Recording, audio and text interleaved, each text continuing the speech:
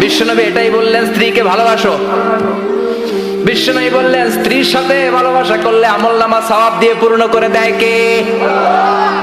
আবার বিশ্বনবী বললেন, রাতের বেলা এক কম্বলের নিচে স্বামী আর স্ত্রী দুইজন যে থাকো, ভালোবাসা বিনিময় করো, এতেও তোমাদের আমলনামায় সওয়াব দেয় কে?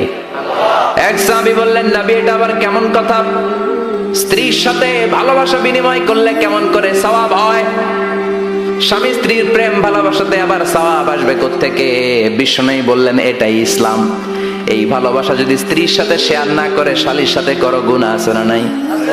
ভাবির সাথে টাঙ্কি মারলে গুনাহ আছে না নাই? তো শালীর সাথে ভাবির সাথে যদি ভালোবাসা শেয়ার করেন, যদি গুনাহ হয়, নিজ স্ত্রীর সাথে ভালোবাসা শেয়ার করলে সওয়াব হয়। সুবহানাল্লাহ পড়েন। আপনার হাত যখন আপনার স্ত্রীর হাতের সাথে মিলান, দুই হাতের সগীরা গুনাহ মাফ করে দেয় কে? স্ত্রীর চেহারার দিকে রহমতের নজরে তাকালে চোখের সগীরা গুনাহ মাফ করে দেয় কে? যে স্বামী স্ত্রীর মধ্যে যে ভালোবাসাটা, এটা পবিত্র, এটা জান্নাতি। এই ভালোবাসা জান্নাতে শুরু হয়েছিল সাইয়েদনা আদম আর হাওয়ার মধ্য দিয়ে। চিল্লায় কোন ঠিক কিনা?